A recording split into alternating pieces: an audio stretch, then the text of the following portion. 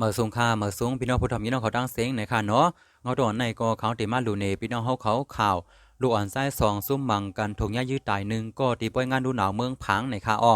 เมื่อข่าวยามเด้งขึ้นปนมาในมีซุ่มลูกอ่อนไส้สองซุ่มลำมังกันตีตั้งเขาป่วยงานดูหนาวเมืองพังนั่นตาซุ่มหนึ่งยิบดังมีดยาวเสลำพันแทงซุ่มหนึ่งเมื่อเขาลำมังกันนั่นเป็นข้าวยามเด้งขึ้นไปเย่าเมียนพองเปิ้นอ่อนกันเมื่อเฮิรนในค่ะอ้อ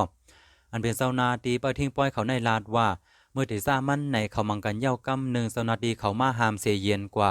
เพราะว่าถึงเตียงขึ้นมาปืนอ่อนกันเมื่อเฮิรนเย้าเขาก็อ่อนกันมาเปิดที่หิมพักดูเขาออกนั่นเสมังกันแทงกำหนึ่ง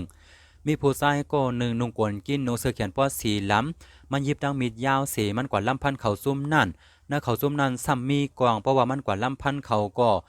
เอากองยิบันมันสองกำเสอ่อนกันเลียนปลายสนาดีเขาก็อ่ำตั้งยับไรเสก็ในคาอ้อไว้เสนั่นยาวก่อนย่ายื้อในก็มันก็เรียนมาตั้งไว้ลดตั้งเขาป้อยในเสล่มลงกว่านอนอยู่ดีเนอร์กลางตั้งตายดินนันกำเหลียวในคาอ้อไว้เสนั่นยาวสนาดีดำหนดเขาก็เอาตัวมันส่งกว่าที่ห้องยาพางเสหมอยาเขาเสียด้วยหมักกว้างในเขากว่าที่เปี้ยมันผายไส้นั่นลูกนึงในคาอ้อและในก็เป็นข่าวลูกอ่อนไส้สองซุ่มมังกันถูกย่ายื้อตายหนึ่งก็ตีป้อยงานดูหนาวเมืองผางปี2567ในคาอ้อ